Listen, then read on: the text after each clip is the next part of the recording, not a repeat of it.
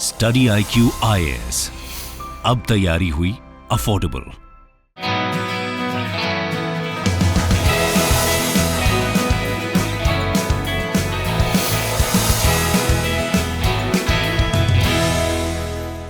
नमस्कार दोस्तों, स्वागत है आप सभी का स्टडी IQ में। मैं हूं आपका दोस्त राहुल सायगांवकर।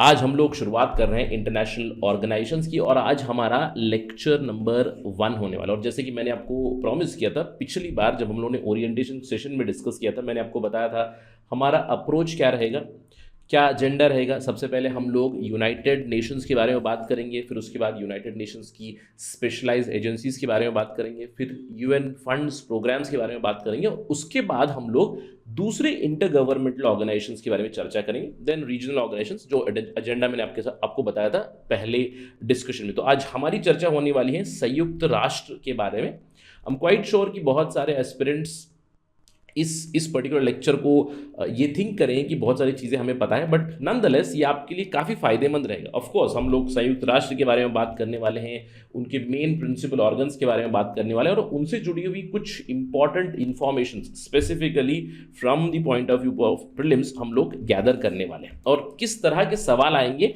ये मैं आपको अगले सेशन की शुरुआत में आपके लिए प्रैक्टिस क्वेश्चंस दूंगा, क्योंकि ये जो लेक्चर 1 रहेगा उस लेक्चर 1 को आज आप समझिएगा, आप डेटा एसिमुलेट कीजिएगा। अगर आपको नोट्स बनाने आप नोट्स बना भी लीजिएगा। ऑल्दो इस प्रेजेंटेशन की PDF मैं आपको अवेलेबल करा दूंगा मेरे टेलीग्राम चैनल पे विद द नेम @rahulsai222।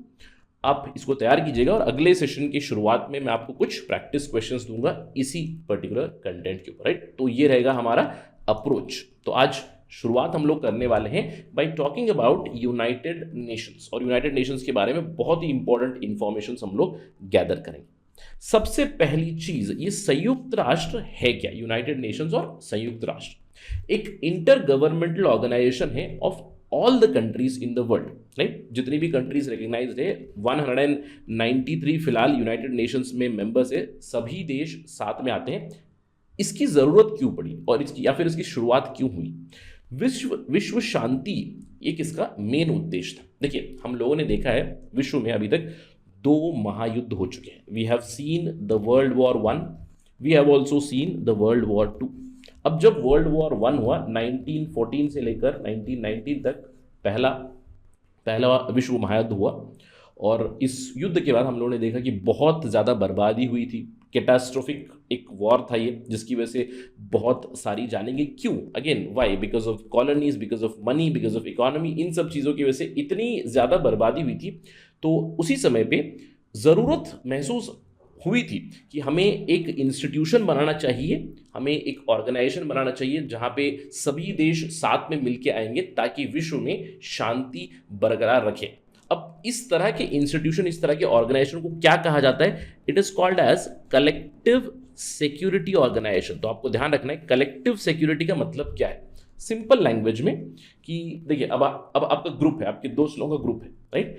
तो कलेक्टिव सिक्योरिटी का मतलब होता है सब लोग मिलकर अपने ग्रुप की प्रोटेक्शन करें। 1 फॉर ऑल फॉर वन का कॉन्सेप्ट होता है कलेक्टिव सिक्योरिटी। जितने भी मेंबर्स है सभी मिलकर पूरे विश्व की शांति की तरफ काम करेंगे। जो भी एग्रेसर पार्टी रहेगा उसकी अग्रेशन को रोकने की कोशिश करेंगे। अब इसका ऑपोजिट एक टर्म होता है, ऑपोजिट या फिर इसका कोरोलरी टर्म हो जाएगा, मैं कहूंगा कलेक्टिव डिफेंस। अब कलेक्टिव डिफेंस मतलब छोटा ग्रुप। यहां पे कलेक्टिव सिक्योरिटी में all the Nations would come together, all the Nations will get membership, all of them will come together for piece. यहां पे आप अपना एक इंडिविजुअल ग्रुपिंग बना सकते हो, जैसे कि नेटो था, वॉर्सो पैक्ट था, या फिर दूसरे कलेक्टिव डिफेंस के ऑर्गेनाइजेशन आपने जरूर देखे होंगे। तो पहला कलेक्टिव सिक्योरिटी का ऑर्गेनाइजेशन आया 1919 में, राइट। 1919 में फर्स्ट कलेक्टिव ऑर्गेनाइजेशन की एक जरूरत महसूस हुई। क्यों? क्योंकि जैसे कि मैंने आपको बताया वर्ल्ड वॉर 1 हुआ था और उसके बाद लीग ऑफ नेशंस की शुरुआत हुई थी, right. Through the treaty of Versailles in 1919 league of Nations बना। तो लीग ऑफ नेशंस पहली ऐसी बॉडी थी जो विश्व शांति के लिए बनी थी, और of course this body can be considered a failure. अब क्यों? क्योंकि अगर लीग ऑफ नेशंस सक्सेसफुल होता तो संयुक्त राष्ट्र कभी आता ही नहीं। अब आप मुझे बताइएगा, वर्ल्ड हिस्ट्री के पर्सपेक्टिव से बहुत ही इंपॉर्टेंट सवाल होता है, लीग ऑफ नेशंस की फेल्योर क्यों हुई थी? क्योंकि हमारे मैंडेट के बाहर चला जाएगा ये to discuss about the mains answer writing या फिर league of nations specifically, but आप मुझे कमेंट सेक्शन में जरूर बताइएगा कि what were the reasons of failure for league of nation. तो लीग ऑफ नेशन फेल हुआ, इसकी फेलियर के बाद आया संयुक्त राष्ट्र। संयुक्त राष्ट्र कब आया? दूसरा विश्व युद्ध जब हुआ, world war two, in 1945 it formally ended, और तब जाकर संयुक्त राष्ट्र बना। इसका उद्देश्य है to maintain international peace and security. League of nation का भी उद्देश्य वही था, but it rather turned out to be a failure. But MCQ के दृष्टिकोण से एक चीज आप जरूर याद रखिएगा, अगर मैं एक स्टेटमेंट दे दूं that with the beginning of world war two in 1939 the league of nation ended, ये गलत स्टेटमेंट होगा। आपको ध्यान रखना है, यूनाइटेड नेशंस बनने के बाद, यूनाइटेड नेशंस का फॉर्मल बिगिनिंग हुआ 1945 में, 1945 में। उसके अगले साल 1946 में लीग ऑफ नेशन को डिसबैंड किया गया, और लीग ऑफ नेशन के जो भी डॉक्यूमेंट्स थे, जो भी आर्काइव्स थे, जो भी इंफॉर्मेशन थी, उसे हैंड ओवर कर दिया गया यूनाइटेड नेशंस को।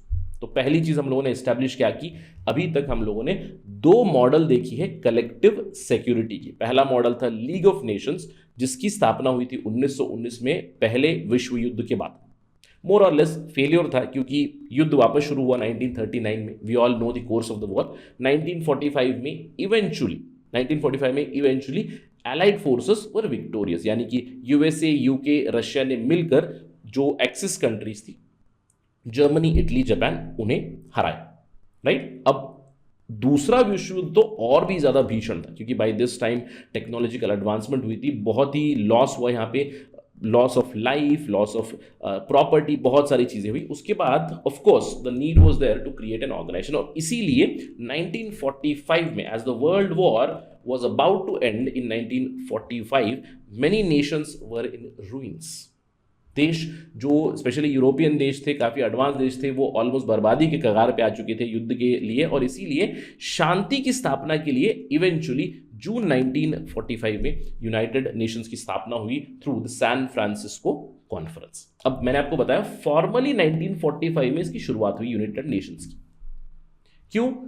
विश्व में शांति लानी है। उसके बाद धीरे धीरे मैंडेट तो बढ़ता गया कि ह्यूमन राइट्स को प्रोटेक्ट करना है, डेमोक्रेसी को स्प्रेड करना है, सस्टेनेबल डेवलपमेंट गोल्स, ये सारी चीज़ें तो आगे चल के आई, बट प्राइमरी इसका गोल क्या था कि युद्ध ना हो।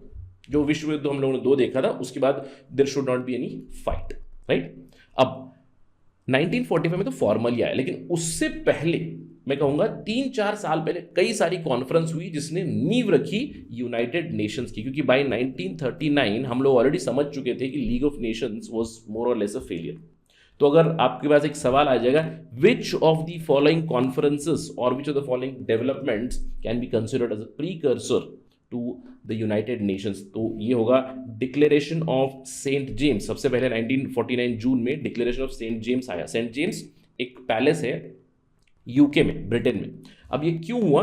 देखिए, इस समय पे कई जो यूरोपियन देश थे उन्हें पछाड़ दिया था हिटलर ने, उनकी फोर्सेस ने। 1939 में जब वॉर शुरू हुआ, पोलैंड हो गया, चेकोस्लोवाकिया, हंगेरी, युगोस्लाविया, जो भी ये सारी कंट्रीज थी, फ्रांस को भी बीट किया था। तो फ्री फ्रांस की जो एक गवर्नमेंट इन एग्जाइल थी, वो सारी लंदन में ही बनी थी। तो इन सभी देशों ने मिलकर डिक्लेरेशन दिया सेंट जेम्स पैलेस में कि हम सब मिलकर लड़ेंगे against the axis powers.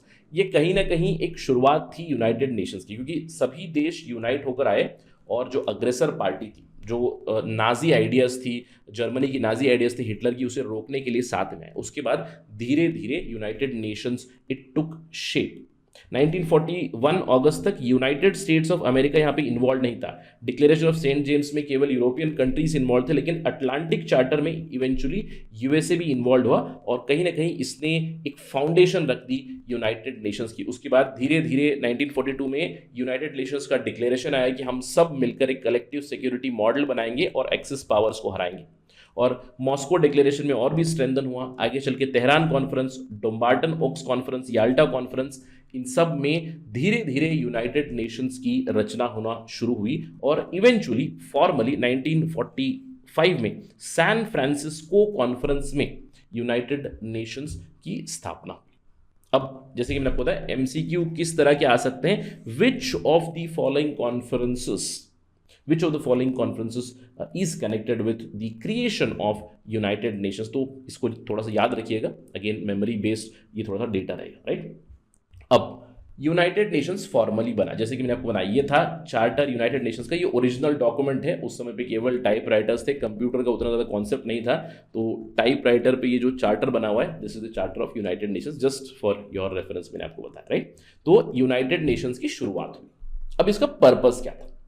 Primary purpose तो मैंने आपको बता दिया। मेन प्राइमरी पर्पस क्या है? इंटरनेशनल पीस और इंटरनेशनल सिक्योरिटी को मेंटेन करना है। इसीलिए इनके चार्टर में जो अनुच्छेद 1 है यूनाइटेड नेशंस का, उसी में पहले ही बता दिया कि पीस और सिक्योरिटी हमारा सबसे मेन उद्देश्य है। अब पीस एंड सिक्योरिटी मेंटेन करने के लिए सभी देश मिलकर काम करेंगे, इंटरनेशनल लॉ को अपहोल्ड रखेंगे, international justice, principles of justice को फॉलो करेंगे। इसके अलावा फ्रेंडली रिलेशंस मेंटेन करेंगे अमॉन्ग द नेशंस। और दूसरे भी कुछ उद्देश्य थे। आप जानते हैं कि 1945 से पहले कोलोनियलिज्म काफ़ी प्रोमिनेंट था। Right of self determination, universal peace, universal declaration of human rights आया। जो भी ग्लोबल प्रॉब्लम्स है उन्हें भी हम सॉल्व करेंगे, इंटरनेशनल कोऑपरेशन से हम लोग सॉल्व करेंगे। Economic problems, social problems, problems of racism, problems of gender discrimination, problems of linguistic chauvinism, problems of religion, ये सारी चीज़ें हम लोग सॉल्व करेंगे। यानी कि ओवरऑल यूनाइटेड नेशंस जिसकी नींव रखी गई फॉर पीस एंड सिक्योरिटी, वो धीरे धीरे से इवॉल्व हुआ और एक इंपॉर्टेंट ऑर्गेनाइजेशन बना for world peace and world development on the basis of principles of equity and justice. यानी कि सबको समानता मिलेगी, जस्टिस मिलेगा, ह्यूमन राइट्स को हम लोग प्रमोट करेंगे। इन सब चीज़ों के लिए यूनाइटेड नेशंस इवेंचुअली बना, राइट। सो इस तरह शुरुआत हुई यूनाइटेड नेशंस की। अब हम लोग बात करते हैं यूएन के लोगो के बारे में। देखिए, यूनाइटेड नेशंस का एम्बलम ये है, ये लोगो या फिर एम्बलम उनको कह सकते हैं। यूनाइटेड नेशन का फ्लैग भी यही होता है, उनके फ्लैग के ऊपर भी कुछ इसी तरह का एक पिक्चर बना हुआ है। अब कई बार इस पे भी सवाल आ सकते हैं कि यूनाइटेड नेशंस का लोगो का महत्व क्या है। ये है यूएन का एम्बलम। अगर आप इसको देखोगे, यहाँ पे आपको ऑलिव ब्रांचेस दिखेंगे। ऑलिव ब्रांच मतलब क्या होता है? पीस का सिंबल है ऑलिव ब्रांच। ये जो ऑलिव लीव्स है, पीस का सिंबल है। इसके अलावा ये आपको टॉप व्यू दिखेगा नॉर्थ पोल का। यानी कि जब आप अर्थ का मैप देखोगे, नॉर्थ पोल से टॉप व्यू देखोगे, this is the top view and it starts from 0 degree north 60 degree south तक ये दिखाई देता है आपको यहाँ पे, क्योंकि मोस्टली सारी कंट्रीज यहाँ पे कवर हो जाती है। उसके नीचे there is Antarctica and ocean itself. जो भी व्हाइट में आपको दिख रहा है दैट इज बेसिकली वाटर, और ये जो ब्लू में आपको दिख रहे हैं these are the continents. You can see this is Africa, North America, दूसरे कॉन्टिनेंट्स आपको यहाँ पे दिखाई दे रहे हैं। और this is basically a representation. यहाँ पे रिप्रेजेंटेशन क्या है? एजीमुथल इक्विडिस्टेंट प्रोजेक्शन की गई है नॉर्थ पोल के सेंटर से, जहां पे आपको 60 डिग्री साउथ तक ये दिखेंगे, which shows 5 concentric circles, right? 5 concentric circles में 5 concentric circles basically represent the 5 elements। और यहाँ पे ब्लू कलर दिया गया है। चूज इसको ब्लू कलर क्यों किया गया? क्योंकि ब्लू कलर रिप्रेजेंट करता है colour of peace in opposition to red. यानी कि रेड को एक वॉर का सिंबल माना जाता है, ब्लू को पीस का सिंबल माना जाता है। इसीलिए कुछ इस तरह का फ्लैग या फिर एम्बलम सेलेक्ट किया गया फॉर द यूनाइटेड नेशंस। और जो टीम थी जिसने इस एम्बलम को बनाया, उसको लीड कर रहे थे Oliver Lincoln Lundquist, right. Please remember this. कभी कभार इस तरह के सवाल आ जाते हैं स्टेट पीएससी में, but I wouldn't expect such questions in UPSC, but nonetheless इस एम्बलम से जुड़े हुए, इसकी सिंबोलिज्म से जुड़े हुए सवाल जरूर आ सकते हैं, राइट। इसके अलावा यूनाइटेड नेशंस का जो हेडक्वार्टर है वो है न्यूयॉर्क में। और न्यूयॉर्क में जब आप उस यूएन की बिल्डिंग के बाहर जाओगे, you will find certain monuments. कभी कभार इन चीज़ों के ऊपर भी स्टेटमेंट्स आ सकते हैं। तो यूएन की जो बिल्डिंग है न्यूयॉर्क में, उसके बाहर आपको 3 अलग तरह के मॉन्यूमेंट्स मिलेंगे। एक है नॉटेड गन। नॉटेड गन, अब देखते हो गन मतलब वायलेंस रिप्रेजेंट करता है, और उस गन के सामने ऐसे गांठ बांधी गई है। इसका मतलब है वायलेंस नहीं होगा, हम लोग गोला बारूद बंद करेंगे, यूनिवर्सल पीस, इंटरनेशनल पीस और इंटरनेशनल सिक्योरिटी मेंटेन रखेंगे। इसके अलावा एक और पीस को सिंबल है, यहाँ पे आप देख सकते हो a woman here, a woman is showing peace symbol, olive branch है, पीस सिंबल। ये भी एक मॉन्यूमेंट है यूनाइटेड नेशंस की बिल्डिंग के बाहर। और रिसेंटली 2021 में एक और बिल्डिंग को अनवेल किया गया, एक और मॉन्यूमेंट को अनवेल किया गया मैं कहूँगा। इसको मेक्सिको ने प्रेजेंट किया था। इस पर्टिकुलर एक क्रिएचर को बताया गया है, this creature is the protector of the world peace. ये क्रिएचर एक मिक्सचर है लायन का और ईगल का, और इसको बताया जा रहा है this would be the creator of peace और protector of peace internationally, world wide. तो इन मॉन्यूमेंट्स के बारे में कभी कभार सवाल आ सकते हैं, जस्ट आपकी इंफॉर्मेशन के लिए मैंने यहाँ पे डाला हुआ है, राइट। चलिए अब बात करते हैं यूनाइटेड नेशंस के बारे में और इंपॉर्टेंट फैक्ट्स के बारे में। सबसे पहला फैक्ट, यूनाइटेड नेशंस से पहले कौन सी बॉडी थी कलेक्टिव सिक्योरिटी? वो थी लीग ऑफ नेशंस। इसके बारे में मैंने आपको बता दिया है। यूनाइटेड नेशंस की बात कोई आया नहीं, यूनाइटेड नेशंस अभी भी चल रहा है। अभी तक लकीली हम लोगों ने तीसरा महायुद्ध नहीं देखा है। तीसरा महायुद्ध होगा तो कहीं ना कहीं यूनाइटेड नेशंस की फेलियर मान सकते हैं, बट अभी फिलहाल यूनाइटेड नेशंस तो चल ही रहा है। यूएन का हेडक्वार्टर कहाँ है? It is in New York in USA, please remember this. इसके अलावा ऑफिशियल लैंग्वेजेस संयुक्त राष्ट्र की कौन सी है? प्लीज रिमेंबर, इसमें हिंदी नहीं है। Remember, Arabic, Chinese, English, French, Russian और स्पेनिश, ये आपकी लैंग्वेजेस है यूनाइटेड नेशंस की ऑफिशियल लैंग्वेजेस। इसके अलावा 193 कंट्रीज है अभी फिलहाल उसके करंट मेंबर्स, और सेक्रेटरी जनरल है एंटोनियो गुटेरेस। आपको थोड़ी देर में पता चलेगा सेक्रेटरी जनरल का मतलब क्या है, सेक्रेटरी जनरल का काम क्या होता है, मैं आपको थोड़ी देर में बताऊंगा। And right now the secretary general is Antonio Guterres from Portugal. इनको सेकेंड टर्म मिला है, आई होप कि ये सभी लोग फॉलो कर चुके हैं। इसके अलावा हमारी डिस्कशन में क्या होने वाला है, यूनाइटेड नेशंस के बारे में अभी तक हम लोगों ने एक इंट्रोडक्शन समझा। इसमें हम लोग बात क्या करने वाले हैं आज के सेशन में, हम लोग यूएन की मेन बॉडीज के बारे में बात करेंगे, यूएन सेक्रेटेरिएट के बारे में बात करेंगे। उसके बाद अगले सेशंस में हम लोग यूएन सिस्टम के बारे में बात करेंगे। यूएन सिस्टम का मतलब क्या है? UN system is basically United Nations and their specialised agencies. Clear? तो हमारा आज का जो मुद्दा है वो है हमारी मेन बॉडीज को डिस्कस करना, और यूनाइटेड नेशंस की मेन बॉडीज में एक सेक्रेटेरिएट भी आता है। Will talk about the principal organs of United Nations, और वो क्या क्या है। यूनाइटेड नेशंस के 6 प्रिंसिपल ऑर्गन्स है या फिर मेन बॉडीज है। 6 ऑर्गन्स कौन सी है? General assembly, United Nations General assembly, UNGA. दूसरी इंपॉर्टेंट बॉडी है United Nations Security council. In fact मैं कहूंगा कि UNSC is the most important body of United Nations. इसके अलावा यूएन का सेक्रेटेरिएट है, यूएन सेक्रेटेरिएट जैसे कि मैंने बताया हेड ऑफिस है न्यूयॉर्क में, वहाँ पे उनका मेन सेक्रेटेरिएट है। इसके अलावा अलग अलग सिटीज़ में यूएन के ऑफिस आपको मिलते हैं। इसके अलावा एक और प्रिंसिपल बॉडी है इकोसॉक, United Nations Economic and Social Council. नाम से ही पता चल रहा है कि शुरुआत में यूनाइटेड नेशंस का उद्देश्य इंटरनेशनल पीस और सिक्योरिटी तो था ही था, उसके बाद धीरे धीरे विश्व में शांति के अलावा इकोनॉमिक डेवलपमेंट भी करनी है, principles of justice, principles of equity लाने हैं, तो इसीलिए इकोसॉक की स्थापना की गई। इसके अलावा ट्रस्टीशिप काउंसिल है, मैं इसको नंबर 6 डालूंगा क्योंकि इसके हम लोग इसको 6ठे नंबर पर डिस्कस करने वाले हैं। और 5th इंपॉर्टेंट बॉडी है International Court of Justice, ICJ, इसके बारे में हम लोग चर्चा करेंगे। और 6ठी Trusteeship Council will talk about this, जिसमें से मैं कहूंगा Trusteeship Council is something which we can neglect also, not a very important body, क्योंकि इसका रेलेवेंस ज़्यादा बचा नहीं है।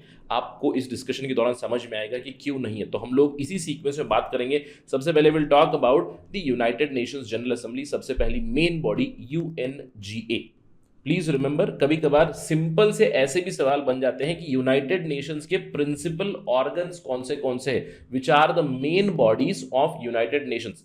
अभी फिलहाल तो 5 ही बॉडीज है जो काफी इंपॉर्टेंट है। 6ठी body Trusteeship Council is not very important. So which are the 6 main bodies और 5 मेन बॉडीज भी हम लोग कह सकते हैं यूनाइटेड नेशंस। अगर आपको लिस्ट में दे दे तो उसको आप आइडेंटिफाई करना सीख जाइए। इसके अलावा जो लूपहोल्स होते हैं, पिटफॉल्स होते हैं, उन्हें भी देख लीजिए। अगर इसमें मैं UNDP, UNEP वगैरह डाल दूं, एनवायरमेंट प्रोग्राम, डेवलपमेंट प्रोग्राम, समझना है कि वो मेन या फिर प्रिंसिपल ऑर्गन्स नहीं है। तो सबसे पहली प्रिंसिपल ऑर्गन कौन सी है? United Nations General assembly. अब सिंपलेस्ट टर्म में ये क्या है? इसको हम लोग कह सकते हैं कि this is the world parliament, यानी कि विश्व का एक पार्लियामेंट है। देखिए ये यूनाइटेड नेशंस जनरल असेंबली का हॉल है जहां पे हर एक देश की तरफ से अपने रिप्रेजेंटेटिव्स, इसीलिए यूएन एम्बेसडर होता है, तो अपने हर एक देश की तरफ से अपने रिप्रेजेंटेटिव्स यहाँ पे भेजते हैं। और यहाँ पे संयुक्त राष्ट्र की जो भी डिस्कशन होती है विश्व शांति को लेकर, वर्ल्ड डेवलपमेंट को लेकर, डिसआर्मामेंट को लेकर, जो भी है डिस्कशंस होती है। तो अभी फिलहाल यूनाइटेड नेशंस जनरल असेंबली में 193 मेंबर्स है, 193 मेंबर्स है, और हर एक कंट्री को एक वोट मिलता है। प्लीज रिमेंबर, अगर मैं एक स्टेटमेंट दे दूं, यूनाइटेड नेशंस जनरल असेंबली में क्या किसी कंट्री के पास वीटो पावर है? प्लीज रिमेंबर, कोई कॉन्सेप्ट नहीं होता वीटो पावर का यूनाइटेड नेशंस जनरल असेंबली, वो कॉन्सेप्ट आपको मिलेगा यूएनएससी में, कंफ्यूज नहीं होना है। तो यूएन जनरल असेंबली में हर एक कंट्री को एक वोट दिया गया है। और जैसे कि हमारा संसद मिलता है, पार्लियामेंट मिलता है, आपने देखा होगा कि 3 सेशंस होते हैं, 3 सत्र होते हैं, बजट सत्र होता है, मॉनसून सत्र जल्दी शुरू होने वाला है, मॉनसून सत्र और विंटर सेशन। वैसे यूनाइटेड नेशंस जनरल असेंबली का सालाना एक रेगुलर सेशन होता है। They meet in a regular session, it goes from September to December, yearly September to December United Nations का रेगुलर सेशन होता है। अब कई बार कुछ एक्स्ट्रॉर्डनरी सर्कमस्टेंसेस आ जाते हैं जिसके चलते कुछ स्पेशल सेशन कॉल करना पड़ता है या फिर इमरजेंसी स्पेशल सेशन कॉल करना पड़ता है, ये भी होता है। और यहीं पे काम आता है सेक्रेटरी जनरल का, सेक्रेटेरिएट का। तो ये सारी जो ऑफिशियल वर्क उनकी हैंडलिंग होगी, secretariat and secretary general will handle it. अब जैसे रशिया और यूक्रेन का युद्ध शुरू हो गया तो यूएनजीए की एक स्पेशल सेशन बुलाई गई थी। स्पेशल सेशन में वहां पे रशियन एक्शंस को क्रिटिसाइज किया गया था और वो रेजोल्यूशन भी पास हुआ था, राइट। तो यूनाइटेड नेशन जनरल असेंबली क्या है, समझ लीजिए, it is like a world parliament जहां पे 193 कंट्रीज के रिप्रेजेंटेटिव आते हैं। सालाना एक रेगुलर सेशन होता है सितंबर से लेकर दिसंबर तक, और ये डेट्स भी आपको सेक्रेटेरिएट से मिल जाएंगी, आपकी कंट्री से कम्युनिकेट किया जाता है। इस सभी का जिम्मा सेक्रेटरी जनरल का ही होता है, right. But there can be special sessions and emergency sessions, right. इसके अलावा रेगुलर सेशन जब होल्ड होता है, जब जनरल डिबेट चलता है, तो शुरुआती दौर में हर एक देश को उसका टाइम स्लॉट दिया जाता है। जो भी देश के एम्बेसडर्स होते हैं, they will get a time slot to speak on important issues. और जो जनरल डिबेट होता है, जैसे कि मैंने आपको बताया, सितंबर से दिसंबर तक 6 कमिटीज हैं। उन कमिटी के जो इंपॉर्टेंट टॉपिक्स जैसे कि डिसआर्मामेंट हो गया, इंटरनेशनल सिक्योरिटी हो गया, international economy, financial issues at the global level. इसके अलावा सोशल, ह्यूमैनिटेरियन, कल्चरल चीज़ों से जुड़ी हुई एक 3rd कमेटी है। स्पेशल पॉलिटिकल और डीकोलोनाइजेशन से जुड़ी हुई थी। 4th कमेटी के ऊपर अभी उतना ज़्यादा ज़रूरत है नहीं क्योंकि मोस्टली डीकोलोनाइजेशन हो चुका है। इसके अलावा 5th committee administrative budgetary, 6th committee है लीगल। तो इन कमिटीज़ के दायरों में डिस्कशन होता है और कई बार जो भी देश है वो अपने अपने स्पेसिफिक मुद्दे भी यहाँ पे ला सकते हैं at the United Nations General assembly, right. अब सवाल ये उठता है, ये लोग काम क्या क्या करते हैं, इनका मैंडेट क्या है। जैसे कि मैंने आपको बताया, ये एक वर्ल्ड पार्लियामेंट है। वर्ल्ड पार्लियामेंट में आप इंटरनेशनल इश्यूज के बारे में बात करोगे, डिसआर्मामेंट हो गया, ग्लोबल वार्मिंग हो गया, क्लाइमेट चेंज हो गया, या फिर ग्रोइंग ग्लोबल टेररिज्म के बारे में जो भी इश्यूज है उसके बारे में they discuss, debate, deliberate and they make international laws या फिर international rules and regulations. International peace के लिए, सिक्योरिटी के लिए, जो भी मैंने आपको यहाँ पे बताया, इसके प्रति डिस्कशन, डिबेट करते हैं और इंस्टीट्यूशन बना सकते हैं, कुछ रूल्स एंड रेगुलेशंस ला सकते हैं। इसके अलावा जो भी संयुक्त राष्ट्र की बॉडीज है, जैसे कि यूएन स्पेशलाइज्ड एजेंसी, जो मैंने आपको बताया, यूएन सिस्टम जिसके बारे में हम लोग बात करेंगे, उसके जो भी रिपोर्ट्स होते हैं, जैसे कि आईएमएफ हो गया, आईएमएफ की कोई रिपोर्ट आ गई, वर्ल्ड बैंक की कोई रिपोर्ट आ गई, डब्ल्यूएचओ की कोई रिपोर्ट आ गई। कुछ 2 सालों से हम लोग देख रहे हैं कि कोविड-19 की प्रॉब्लम चल रही है, तो इसके ऊपर भी डेलिब्रेशन होता है, इसके ऊपर भी रेजोल्यूशंस वगैरह पास करते हैं यूनाइटेड नेशंस जनरल असेंबली। और इसके अलावा सबसे इंपॉर्टेंट काम है बजट का। यूएन बजट कैसे होता है, यूनाइटेड नेशंस को अलग अलग देश यहाँ पे अपनी तरफ से जो भी कॉन्ट्रीब्यूशन होता है वहाँ पे बजटरी एलोकेशन मिलती है, और बजट जो यूएन का पास होता है वो यूएनजीए ही करता है। अब यूएन के बजट में क्या होता है, कहीं पे लड़ाई चल रही, जैसे कि सीरिया में लड़ाई चल रही, ह्यूमैनिटेरियन असिस्टेंस जानी है, कहीं पे they need special protection force, यानी कि स्पेशल फोर्स चाहिए, जहाँ पे देशों से कंट्रीब्यूशन होकर हम लोग जो यूएन पीस कीपिंग फोर्स की बात करते हैं, तो पीस कीपर्स को भेजना है। अब पीस कीपर्स के लिए भी तो बजट लगेगा, यूएन बजट यहीं से पास होता है। इसके अलावा यूएनजीए का एक और काम है, सेक्रेटरी जनरल को अपॉइंट करते हैं। आपको ध्यान रखना है, United Nations General assembly secretary general को अपॉइंट करते हैं, लेकिन recommendation of United Nation Security council is very important. यानी कि यूएनएससी का जिस कैंडिडेट को समर्थन है वो कैंडिडेट मोर और लेस सेक्रेटरी जनरल बन जाता है, और इस बार एंटोनियो गुटेरेस को 2nd टर्म मिला है, right. Now we know about Arora Akanksha, तो उन्होंने she had thrown her hat in the ring but she could not win, और एंटोनियो गुटेरेस को फिर से 2nd टर्म जरूर मिला है। इसके अलावा यूनाइटेड नेशंस जनरल असेंबली का ही काम है कि वो इलेक्ट करेंगे non permanent members in the United Nations Security council.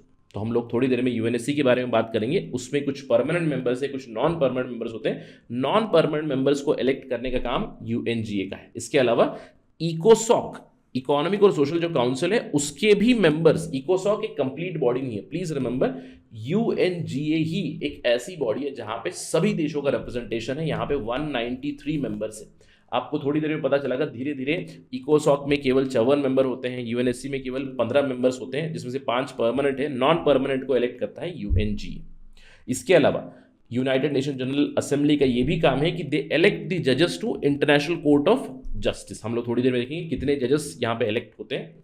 इसके अलावा जो चेयरमैन होता है, अब आप जानते हैं कि जैसे हमारा संसद है, संसद में स्पीकर होते हैं, अध्यक्ष महोदय। अब अध्यक्ष महोदय को का इलेक्शन होना चाहिए, तो वैसे ही यूनाइटेड नेशंस जनरल असेंबली में भी एक अध्यक्ष महोदय होता है, उन्हें प्रेसिडेंट कहा जाता है। प्रेसिडेंट और chairman of United Nations General assembly annually बदलता है, हर साल एक नया चेयरमैन आता है। और इस साल का चेयरमैन आपको पता है कि अब्दुल्ला शाहिद फ्रॉम मालदीव्स, इसके ऊपर हम लोगों ने चर्चा की थी, और इनके इलेक्शन का भी जिम्मा यूनाइटेड नेशंस जनरल असेंबली के ऊपर ही है। तो ये है इंपॉर्टेंट काम यूनाइटेड नेशंस जनरल असेंबली के। ये जो मैंने आपको डेटा दिया, ये डेटा एक पोटेंशियल स्टेटमेंट बन सकता है। सिंपल सा सवाल, consider the following statements about United Nations General assembly.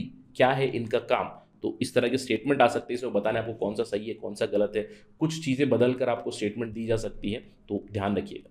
इसके अलावा एक और चीज़ आती है sir, United Nations General Assembly में मैंने देखा है या फिर मैंने सुना है कि अलग अलग रेजोल्यूशन पास होते हैं। आपने थोड़ी देर पहले बताया कि जब रशिया और यूक्रेन का युद्ध शुरू हुआ, वॉर चल रहा था, एक स्पेशल सेशन कॉल किया गया और उस सेशन में रशिया को क्रिटिसाइज किया गया और वो रेजोल्यूशन पास भी हुआ था। अब रेजोल्यूशन जब आता है तो रेजोल्यूशन कैसे पास होता है? कोई भी कंट्री इसको इंट्रोड्यूस कर सकती है और प्रेसिडेंट को दे सकती है, प्रेसिडेंट ऑफ यूएनजीए, और उसके बाद उसके ऊपर वोटिंग होती है। नॉर्मली देखिए कंसेंसस से, यानी कि यूनानिमस कंसेंसस से होता है, बट ये काफ़ी कम बार होता है। 193 कंट्री सारी मिलकर रेजोल्यूशन कोई पास कर दें। बट देखिए अगर कोई इंटरनेशनल इशू है, जैसे कि क्लाइमेट चेंज से जुड़ा हुआ हो, ग्लोबल वार्मिंग से जुड़ा हुआ हो, ग्लोबल टेररिज्म से जुड़ा हुआ हो, तो इन सब चीज़ों पे कई बार हम लोगों ने देखा है कि सभी देश एक साथ में मिलकर सहमति से रेजोल्यूशन पास कर देते हैं। लेकिन कई बार ऐसा होता है, कुछ मुद्दे होते हैं, जैसे कि अभी रशिया यूक्रेन वॉर में रशिया को जब क्रिटिसाइज करने का रेजोल्यूशन इंट्रोड्यूस हुआ था, तो उसके ऊपर डिवीजन हो गई। यानी कि कुछ लोग चाहते थे कि क्रिटिसाइज करें रशिया को, कुछ लोग चाहते थे कि नहीं, we do not want to do anything. तो यहाँ पे कई कंट्रीज एब्सटेन कर जाती है, कई कंट्रीज अपोज करती है, कई कंट्रीज प्रो होती है। तो उस समय पे मेजॉरिटी डिसीजन से रेजोल्यूशन को पास किया जाता है। अब इन जनरल जो नॉर्मल रेजोल्यूशंस होते हैं, अब ये नॉर्मल रेजोल्यूशन या फिर इंपॉर्टेंट क्वेश्चन वाले रेजोल्यूशन होते हैं, ये भी डिसीजन होता है यूएनजीए के प्रेसिडेंट का। तो जो नॉर्मल रेजोल्यूशन होते हैं उन्हें सिंपल मेजॉरिटी से पास करते हैं। सिंपल मेजॉरिटी मतलब क्या होता है? Simple majority means 50% of this particular, 50+1, right. अब इसके अलावा जब कोई इंपॉर्टेंट इशू होता है, कोई इंपॉर्टेंट रेजोल्यूशन है, फॉर एग्जाम्पल रेजोल्यूशन है कि मेरा एक देश है, मेरी कंट्री है, और मैंने यूएन को कहा है कि मेरी कंट्री को यूएन में शामिल कर लीजिए, हाइपोथेटिकल एग्जाम्पल।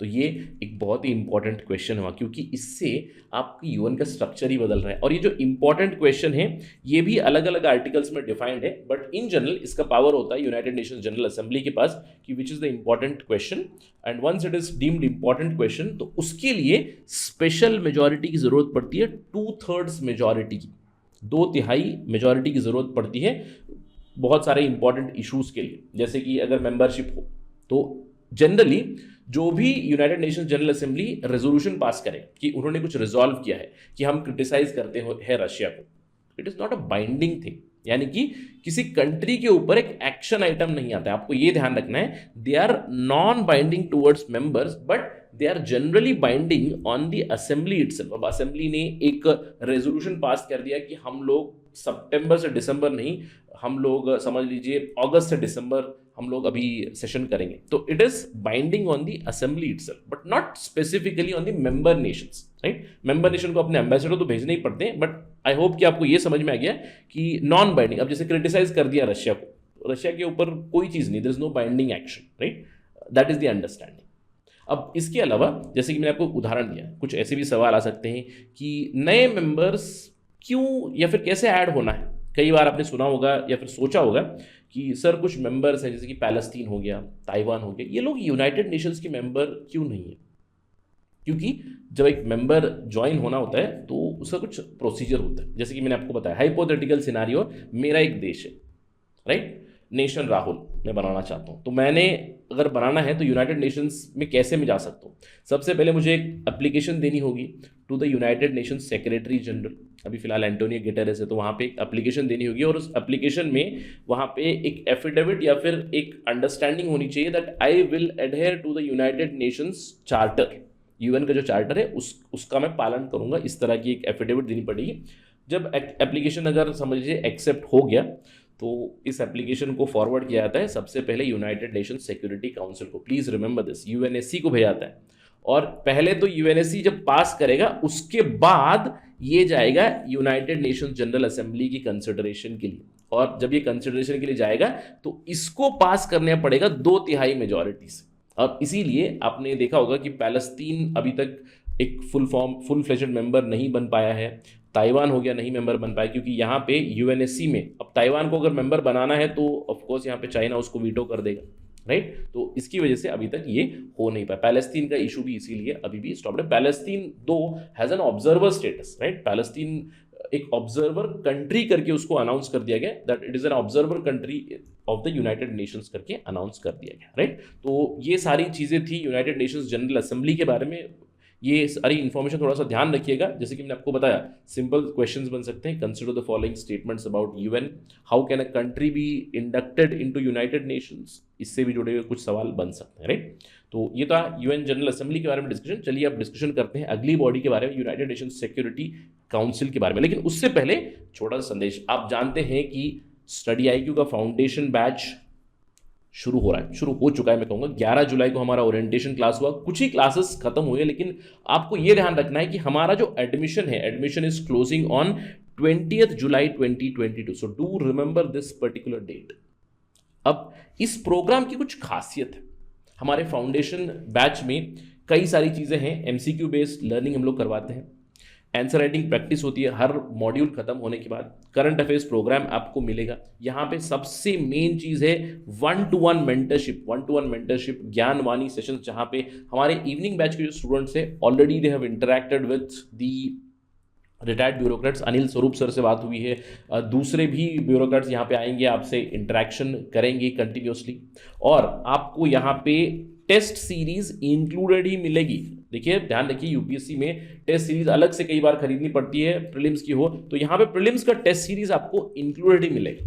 और इस पूरे कोर्स का, इस कॉम्प्रिहेंसिव प्रोग्राम का प्राइस रखा गया है 18,999 ओनली, ऑल्दो कंपनी प्राइस ज़्यादा है। अगर आप फैकल्टी कोड इस्तेमाल करोगे Rahul live, you will get this entire course for only 18,999 only. And remember admissions are closing by 20 July, right. और इसके लिए भी आपको, अगर आप क्रेडिट कार्ड से पे करोगे तो you have EMI option available, EMI पे आप पे कर सकते हो। So just go to our website studyIQ.com, आप हमारा ऐप भी डाउनलोड कर सकते हैं, वहां पर जाकर आप जल्दी से इस कोर्स पे एनरोल कीजिएगा, कुछ ही दिन बचे हुए।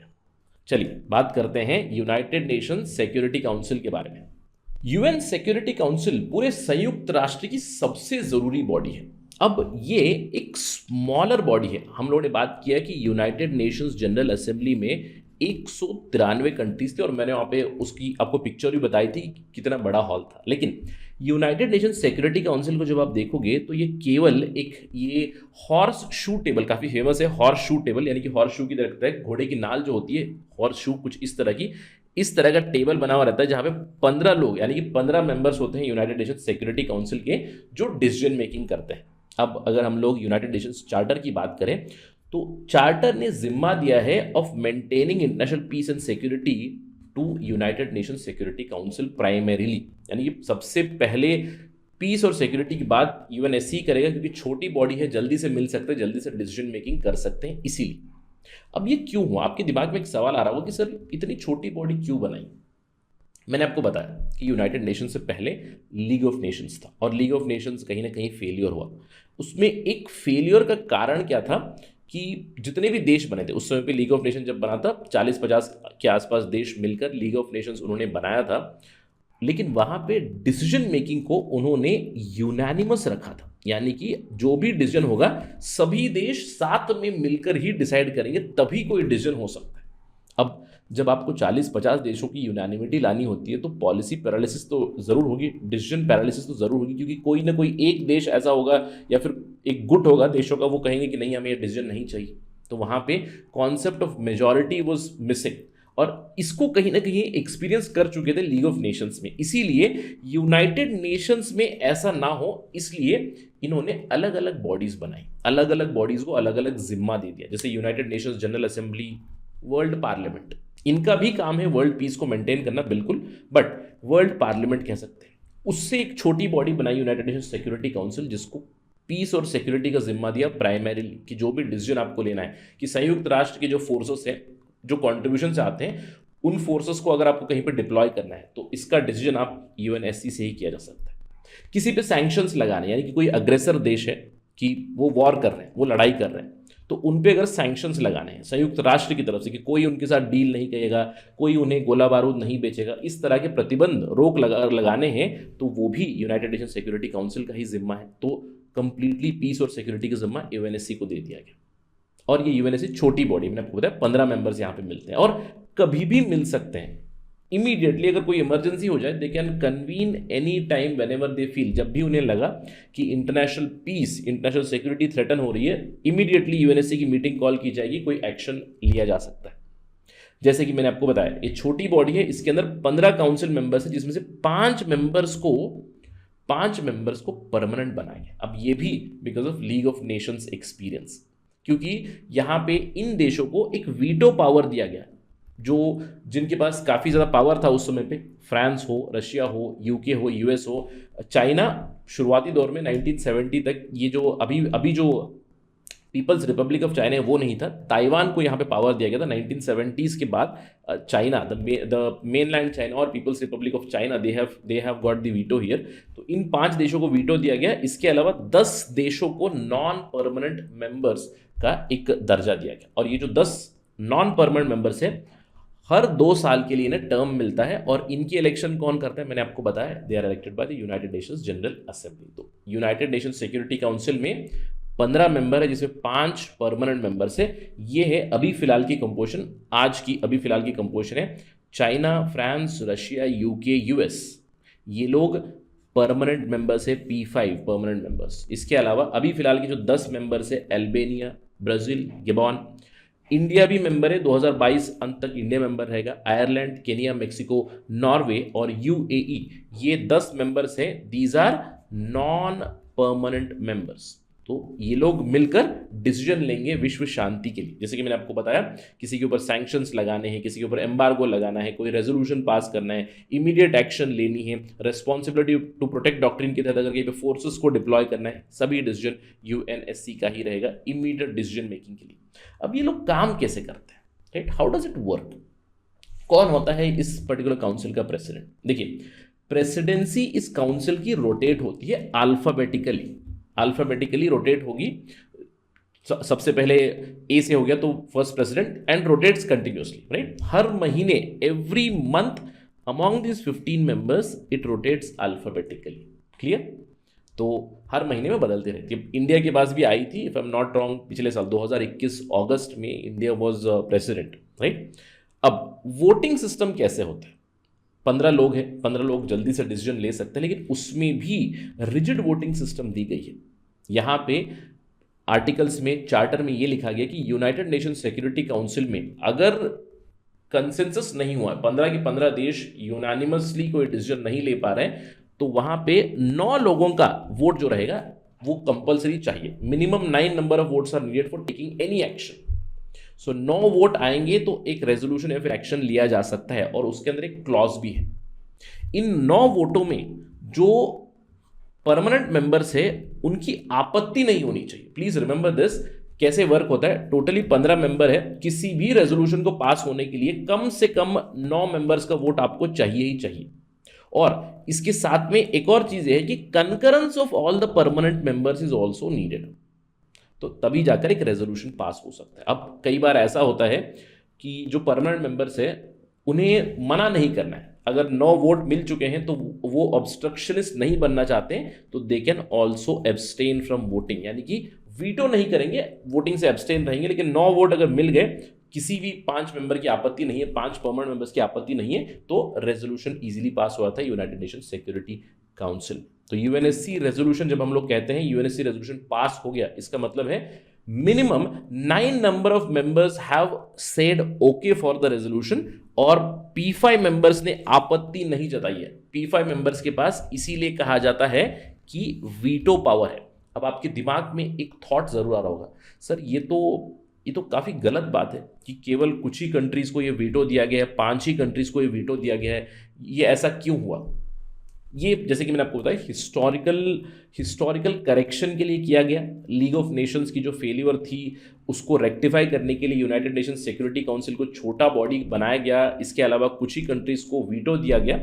लेकिन अभी अगर हम लोग 2021 की बात करें तो ये एकदम इनजस्टिस लगता है, and it is plain and blind injustice. We know that कि वीटो पावर इन्हीं लोगों के पास क्यों होना चाहिए। इसीलिए आप लोगों ने न्यूज़ में ज़रूर देखा होगा कि यूनाइटेड नेशन सिक्योरिटी काउंसिल में रिफॉर्म की ज़रूरत है। पिछले 20 सालों से, मैं कहूँगा पिछले 2-3 दशकों से इसके ऊपर काफ़ी ट्रैक्शन आ चुका है, लेकिन यूनाइटेड नेशन सिक्योरिटी काउंसिल में अभी तक ज़्यादा रिफॉर्म नहीं हुए। इनफैक्ट वीटो के ऊपर तो कोई रिफॉर्म नहीं हुआ है। तो again this is a men's based discussion, but मैं बस आपको एक आइडिया बता रहा हूं कि क्यों पिछले 2 से 3 दशकों में या फिर पिछले 70 सालों में कहूंगा, जब यूनाइटेड नेशन की स्थापना हुई थी 1945 में, उस समय पे 51 कंट्रीज ने मिलकर यूनाइटेड नेशंस बनाया था। आज यूनाइटेड नेशंस के कितने मेंबर है? 193 मेंबर्स। 1945 में भी सिक्योरिटी काउंसिल में केवल 5 ही परमानेंट मेंबर्स थे, केवल 5 ही लोगों के पास वीटो था।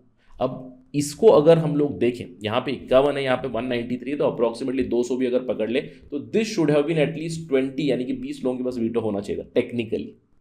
तो कुछ तरह का रिफॉर्म बहुत ज़रूरी है, अभी तक हुआ नहीं है। तो ये एक मेंस बेस्ड सवाल है, कई बार आपने इन सवालों को देखा होगा। यूनाइटेड नेशन सिक्योरिटी काउंसिल में रिफॉर्म की ज़रूरत है, और इसलिए ये जो G4 कंट्रीज हैं ये साथ में आकर कोशिश कर रहे हैं। G4 कंट्रीज में इंडिया भी शामिल है। इंडिया, जर्मनी, ब्राज़ील, जापान, ये साथ में मिलकर वीटो में रिफॉर्म्स चाहते हैं। इनको भी वीटो मिले, इस तरह की एक रिक्वेस्ट आ रही है। तो कई सारे गुट बन चुके हैं, लेकिन यहाँ पे रिफॉर्म अभी तक हुआ क्यों नहीं है?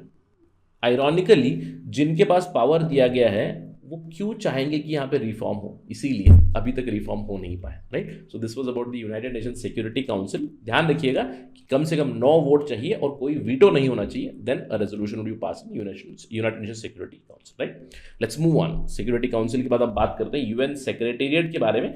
ये एक मेन बॉडी है। अब नाम से आपको पता चला सेक्रेटेरिएट मतलब जो भी संयुक्त राष्ट्र का एडमिनिस्ट्रेटिव वर्क होगा, जो भी उनका मेन वर्क होगा, जो भी डे टू डे एक्टिविटीज़ होनी चाहिए, ये सारी चीज़ें हैंडल करते हैं सेक्रेटेरिएट। अगर यूनाइटेड नेशन जनरल असेंबली की मीट होनी है तो सबको कम्युनिकेशन जाएगा, सिक्योरिटी काउंसिल की मीट होनी है कम्युनिकेशन जाएगा। तो इन सब चीज़ों के लिए आपको लोग चाहिए, ऑफिशियल स्टाफ चाहिए, that is nothing but UN secretariat. और इस सेक्रेटेरिएट को हेड करते हैं सेक्रेटरी जनरल के ओवरऑल एडमिनिस्ट्रेटिव गाइडेंस में ही पूरा संयुक्त राष्ट्र चलता है। संयुक्त राष्ट्र को अगर चलाना है तो एक ऑफिस की जरूरत होती है। मैं कहूँगा सिंपल टर्म्स में ये यूएन का ऑफिस है सेक्रेटेरिएट। तो ये क्या करते हैं, नाम से ही पता चल रहा है, they gather the background information. Government delegates को, उनको जो भी फैक्ट्स चाहिए, कुछ रिकमेंडेशन है तो उन्हें भेजते हैं। इसके अलावा जो भी डिसीजन लिया गया है, जैसे कि यूनाइटेड नेशन सिक्योरिटी काउंसिल का कोई डिसीजन है, यूनाइटेड नेशन जनरल असेंबली का कोई डिसीजन है, इकोसॉक का कोई डिसीजन है, तो अगर डिसीजन आया तो उसको इंप्लीमेंट करना भी इन्हीं का काम होता है, क्योंकि इनके पास मैन पावर है, एडमिनिस्ट्रेटिव स्टाफ है, तो ये लोग करते हैं। इसके अलावा जो यूएन की कॉन्फ्रेंसेस होते हैं, ऑर्गेनाइज करना भी इनका जिम्मा है। आप जानते हैं कि यूनाइटेड नेशंस में अलग अलग ऑफिशियल लैंग्वेजेस है, अरबिक हो गई, इंग्लिश हो गई, फ्रेंच हो गई, रशियन हो गई, चाइनीज़ हो गई। तो वहाँ पे चाइनीज़ का मतलब चाइनीज़, मैंडरिन, कैंटनीज, अलग अलग चाइनीज़ में भी लैंग्वेजेस है, राइट। तो ये जो लैंग्वेजेस हैं, तो कई बार ऐसा होता है कि they do not have a common parameter, तो आपको ट्रांसलेट तो करना होता है, तो ट्रांसलेट करना भी इनका जिम्मेदारी होता है। डॉक्यूमेंट्स को डिस्ट्रीब्यूट करना इनकी जिम्मेदारी है। जनता को बताना कि संयुक्त राष्ट्र क्या काम कर रहा है, ये भी सेक्रेटेरिएट का ही काम है। तो secretariat is basically like the office of the personnel. जो मैन पावर चाहिए वो सेक्रेटेरिएट के पास ही होता है। अगर हम लोग यूएन सेक्रेटेरिएट की बात करें, अभी फिलहाल अप्रोक्सीमेटली 40,000 के आसपास, थोड़ा सा 40,000 से कम स्टाफ हैं, अराउंड और मोर देन 40,000 स्टाफ आपको मिलेंगे। अप्रोक्सीमेट नंबर आपको बता रहा हूँ। जैसे कि मैंने आपको बताया, इनका हेडक्वार्टर्स है न्यूयॉर्क में, लेकिन अलग अलग जगह पे संयुक्त राष्ट्र की प्रेजेंस है। जैसे कि एडिस अबाबा में है, बैंकॉक में है, बेरूत में है, जेनीवा, नैरोबी, सांतियागो में है, वियना में है, दूसरे कई सारे सिटीज में यूनाइटेड नेशंस के ऑफिसेस ओपन है और उन ऑफिसेस में जो भी पर्सोनल काम करते हैं they are under the UN secretariat itself, और यूएन सेक्रेटेरिएट के हेड है सेक्रेटरी जनरल, जिनका जिम्मा होता है to look after the day to day working of United Nations, right. तो यूएन सेक्रेटेरिएट जब अब तक जो हम लोगों ने डिस्कशन किया है उसमें दो मेन बॉडीज हम लोग डिस्कस कर चुके हैं, United Nations General assembly and security council. इसके अलावा सेक्रेटेरिएट का उतना ज्यादा कुछ इंपॉर्टेंस नहीं है, but day to day working के लिए इट्स एक्सट्रीमली नीडेड, राइट। इसके अलावा इकोसॉक एक और काउंसिल है, United Nations Economic and Social council. अब नाम से ही आपको पता चल रहा है, जब यूनाइटेड नेशंस की शुरुआत हुई थी तो मेन जिम्मा था पीस एंड सिक्योरिटी का, लेकिन धीरे धीरे इनका डोमेन बढ़ चुका है। United Nations talks about bringing friendly relations, कि देशों में अच्छे संबंध होने चाहिए। अभी हम लोग एसडीजीज के बारे में बात करते हैं, सस्टेनेबल डेवलपमेंट गोल्स के बारे में। इससे पहले मिलेनियम डेवलपमेंट गोल्स थे, यानी कि संयुक्त राष्ट्र का अभी काम ऐसा बन चुका है कि सोशल और इकोनॉमिक डेवलपमेंट भी कराना है at the global level. Human rights को प्रमोट करना है, डेमोक्रेसी को प्रमोट करना है, जेंडर डिस्क्रिमिनेशन जो होता है, जेंडर इनइक्वालिटी जो है पूरे विश्व में, उसको भी हटाना है, उसको कम करना है। तो इसलिए यूनाइटेड नेशंस ने एक सेपरेट बॉडी बनाई, United Nations Economic and Social council. इनका मेन जिम्मा है कि सोशल और इकोनॉमिक डेवलपमेंट हो सभी जगह की। अब ये छोटी सी काउंसिल है, यूएनजीए में 193 मेंबर मिलेंगे, लेकिन इकोसॉक में आपको केवल 54 मेंबर मिलेंगे। और ये जो 54 मेंबर है ये 3 साल के लिए ये काउंसिल बनती है, यानी कि इकोसॉक is not a permanent body. आपको ध्यान रखना है, यानी कि इसमें मेंबरशिप परमानेंट नहीं है, बॉडी तो रहेगी लेकिन मेंबरशिप परमानेंट नहीं है, हर 3 साल में ये बदलती है। और यहाँ पे जो रिप्रेजेंटेशन दी गई है 54 कंट्रीज को, जोग्राफिकल रिप्रेजेंटेशन दी गई, यानी कि इतने लोग एशिया से आएंगे, इतने लोग आपके नॉर्थ अमेरिका से आएंगे, या फिर इतने मेंबर्स आपके साउथ अमेरिका से आएंगे, इतने मेंबर्स ऑस्ट्रेलिया ओशियाना से आएंगे। तो अलग अलग रीजन को अलग अलग रिप्रेजेंटेशन दी गई है इन दिस इकोसॉक। और अगर किसी भी मेंबर को इकोसॉक का मेंबर बनना है, उसके लिए यूनाइटेड नेशंस जनरल असेंबली में रेजोल्यूशन पास होना पड़ता है by 2/3 majority, because it is also a very important question कि कौन कौन मेंबर बन सकता है अगले 3 सालों के लिए। ये मेंबर होंगे इकोसॉक की करके, राइट। और जब भी कोई मेंबर इकोसॉक में 54 मेंबर जो होते हैं, जब भी वो इकोसॉक के लिए जब मिलते हैं, इकोनॉमिक एंड सोशल काउंसिल के प्रति जब मिलते हैं, उनके पास एक वोट होता है और यहाँ पे जो भी डिसीजन मेकिंग होती है वो सिंपल मेजॉरिटी से होती है। क्योंकि ये एक काउंसिल है तो इस काउंसिल का एक प्रेसिडेंट या फिर चेयरमैन भी होना चाहिए, तो उन्हें भी चूज किया जाता है। हर एक साल में एक प्रेसिडेंट चूज किया जाता है और प्रेसिडेंट बेसिकली एजेंडा सेट करते हैं कि किस तरह की कन्वेंशंस आनी है, किस तरह की सोशल डेवलपमेंट हम लोग कर सकते हैं, किस तरह के इकोनॉमिक मेजर्स हम लोग ला सकते हैं। तो इसके लिए ये स्पेसिफिक काउंसिल बनी हुई है, राइट। तो ये है चौथी body, that is UN Economic and Social Council, Secretariat and इकोसॉक। अब इसके बाद एक और बहुत ही इंपॉर्टेंट ऑर्गन है, that is International Court of Justice. International Court of Justice नाम से ही पता चल रहा है, it is like a world court. अभी तक आपने एक चीज जरूर इमेजिन की होगी या फिर अंडरस्टैंड की होगी, अगर हम लोग बात करें, ये है कंप्लीट वर्ल्ड, राइट, ये है ग्लोब, पार्डन माय ड्राइंग। तो यहाँ पे आपने अलग अलग देश देखेंगे, this is India, this is China here, Pakistan, Afghanistan. तो अलग अलग देशों की रिप्रेजेंटेशन है यहाँ पे, अलग अलग गवर्नमेंट्स यहाँ पे बनी हुई है। तो समझ लीजिए कि इनके ऊपर भी इंटरनेशनल लेवल पे हम लोगों ने एक, I wouldn't say international government, लेकिन एक इंटरनेशनल सेटअप बनाया हुआ। जैसे कि हमारे देश में एक फेडरल सेटअप है, लोकल लेवल पे सरकारें हैं, राज्य सरकारें हैं, सेंट्रल गवर्नमेंट है, वैसे ही सबसे ऊपर में हम लोग कह सकते हैं एक इंटरनेशनल गवर्नमेंट या फिर एक इंटरनेशनल सेटअप। और इसी को हम लोग कह सकते हैं यूनाइटेड नेशंस। जैसे कि यूनाइटेड नेशंस की एक आपकी है यूनाइटेड नेशंस जनरल असेंबली, यानी कि ये है आपका संसद, ये है आपका parliament. United Nations Security council, इसको आप इमेजिन कर सकते हो like your council of ministers, right, छोटा सा एक मिनिस्ट्रियल बॉडी है, एग्जीक्यूटिव डिसीजंस, जल्दी जल्दी से एग्जीक्यूटिव डिसीजंस लेने। इसके अलावा आपका इकोसॉक अलग अलग मिनिस्ट्रीज का जो काम करती है उसको आप इमेजिन कर सकते हो। सेक्रेटेरिएट के लिए आपका जैसे सेंट्रल सेक्रेटेरिएट बना हुआ है, तो सेक्रेटेरिएट यानी कि सरकार को चलाने के लिए आपको लोग तो चाहिए, तो वो है सेक्रेटेरिएट। इसके अलावा ICJ is the judicial part, यानी कि जुडिशरी है ये, वर्ल्ड जुडिशरी इसको हम लोग कह सकते हैं। लेकिन यहाँ पे पार्टीज कौन होंगी? पार्टीज इंडिविजुअल्स नहीं होंगे, पार्टीज देश होंगे। अब जैसे दो देशों के बीच कोई विवाद है तो उसको डील करता है इंटरनेशनल कोर्ट ऑफ जस्टिस, इसको हम लोग कह सकते हैं वर्ल्ड कोर्ट इटसेल्फ। अब ये कहाँ पे बना हुआ है आपको ये ध्यान रखना है, बहुत ही इंपॉर्टेंट पॉइंटर है। पीस पैलेस हेग, हेग एक सिटी है नेदरलैंड्स में, नेदरलैंड का जो सिटी है that is the seat of International Court of justice. ये मैं आपको इमेज में दिखा रहा हूं, this is the ICJ. Please remember piece palace is the home of International Court of justice the Hague in Netherlands. And please remember अभी तक जो भी हम लोगों ने बॉडीज बात की उनका हेडक्वार्टर्स आपको यूएस में ही मिलेगा, न्यूयॉर्क ही है, लेकिन ये एक ही ऐसी बॉडी है International Court of Justice among the main bodies, among the principal organs which is found in some other country, Hague Netherland. It is the only one not located in New York USA, इसको भी ध्यान रखिएगा MCQ के दृष्टिकोण से, right. तो ICJ एक important body है, it is the judicial wing of United Nations.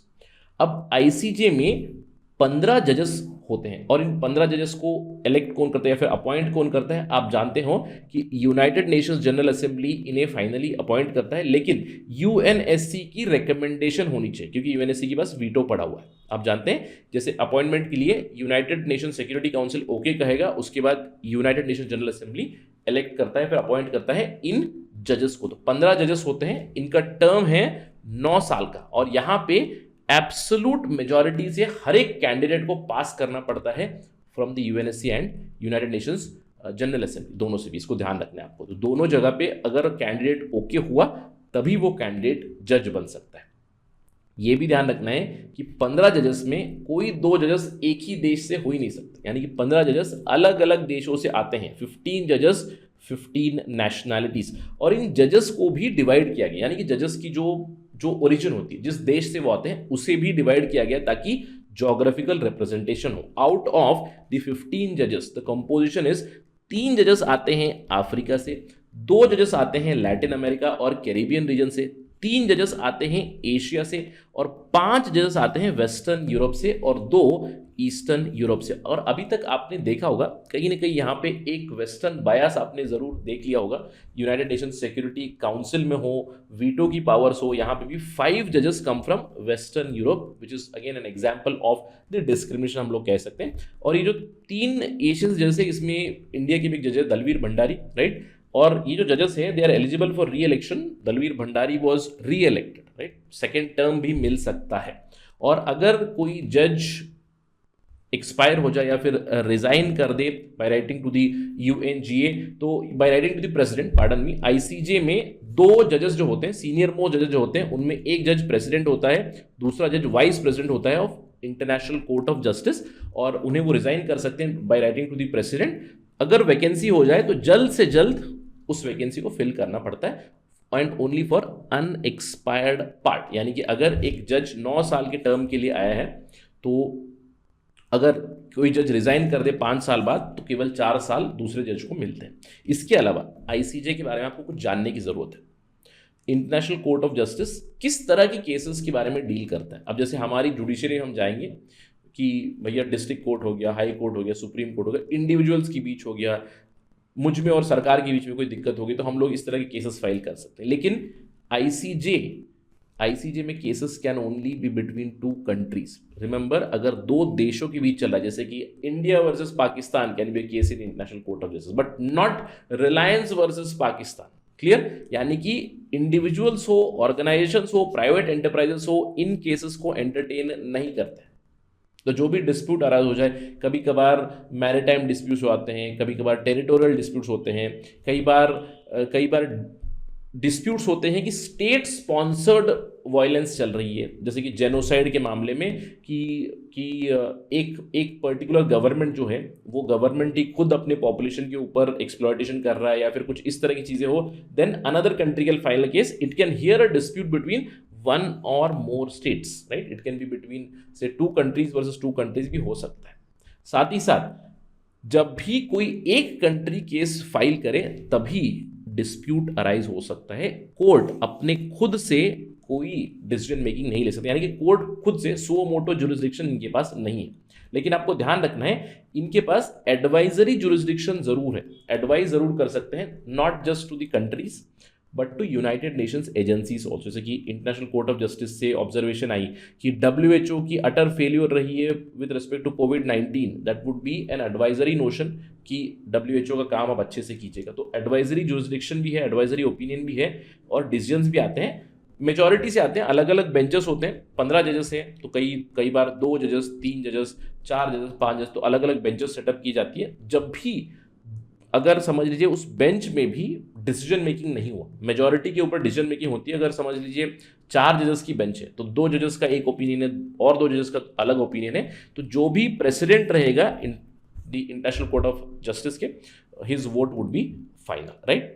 इसके अलावा एग्जाम के दृष्टिकोण से जरूर ध्यान रखिएगा इस चीज पे, ICJ और ICC अलग है। ICC का मतलब ये नहीं है इंटरनेशनल क्रिकेट के बारे में बात नहीं कर रहा हूँ, क्रिकेट काउंसिल नहीं, इंटरनेशनल क्रिमिनल कोर्ट और इंटरनेशनल कोर्ट ऑफ जस्टिस दोनों अलग है। कई बार एस्पिरेंट्स इसमें कंफ्यूज हो जाते हैं।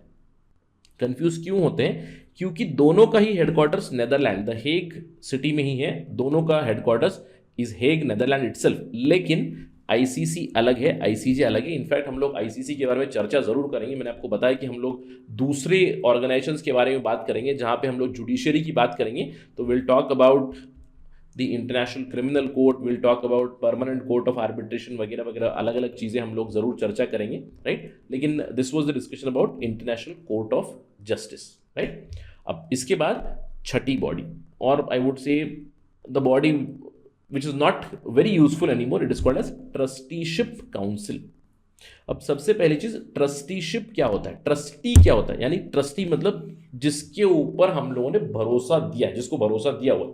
अब जब हम लोग कहते हैं कि कोई एक ट्रस्ट बना है, वो ट्रस्ट के जो मेंबर्स होते हैं देयर कॉल्ड ट्रस्टीज, क्योंकि उनके ऊपर भरोसा करके कोई चीज दी गई है, राइट। तो ट्रस्टीशिप काउंसिल भी इसीलिए बनाई गई थी क्योंकि जब 1945 में यूनाइटेड नेशंस बना था, तो उस समय पे कई सारे एरियाज थे जो कॉलोनीज थे, और आपको पता है कि African continent itself was a complete colony barring Ethiopia.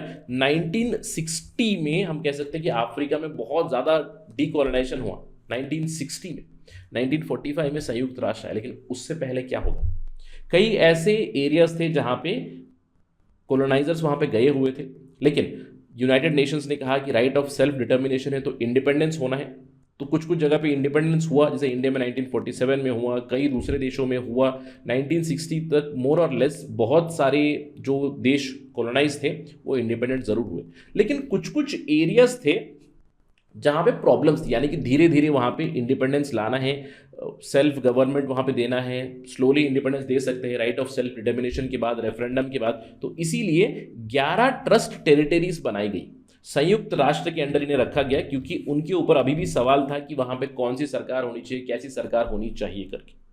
Eventually 1994 में ये जो ट्रस्ट टेरिटरीज थी, मोर और लेस सारी की सारी ट्रस्ट टेरिटरीज इंडिपेंडेंट हो गई, यहाँ पे सेल्फ गवर्नमेंट हो गई, या फिर इन एरियाज को अगल बगल वाले कंट्रीज में इंक्लूड किया गया और ये ट्रस्ट टेरिटरीज खत्म हो गई। तो 1994 के बाद मोर और less trusteeship Council is merely on paper, इसका कोई अर्थ नहीं रह जाता है। ये जो 11 टेरिटरीज थी पहले, टोगोलैंड एक था, ब्रिटिश एडमिनिस्ट्रेशन के अंडर था, सोमाली लैंड, टोगोलैंड जो फ्रेंच एडमिनिस्ट्रेशन में था, यानी कि टोगोलैंड जो एरिया था कुछ ब्रिटिश के पास था, कुछ फ्रेंच के पास था। वैसे ही कैमरून में भी फ्रेंच के पास था, ब्रिटिश के पास था। इन एरियाज को तंगनाइका हो गया, Rwanda, Urundi, Western Samoa, Nauru, New Guinea. आप देख सकते हो most of these regions are from Africa और they are small island states. तो इनके ऊपर एक प्रश्न चिन्ह था कि यहाँ पे क्या होना चाहिए, किस तरह की सरकार होनी चाहिए, क्या कुछ दिनों के लिए इन्हें ट्रस्टीशिप दी गई अंडर दिस एडमिनिस्ट्रेशन, और इवेंचुअली यहाँ पे रेफरेंडम किया गया, कई जगह पे रेफरेंडम किया गया, कई जगह पे अलग अलग जो भी एरियाज थे, जैसे टोगोलैंड, सोमालीलैंड, कैमरून, यहाँ पे इनका जो एरिया था अलग अलग देशों में इंक्लूड किया गया। कुछ जगह पे इंडिपेंडेंस हुई।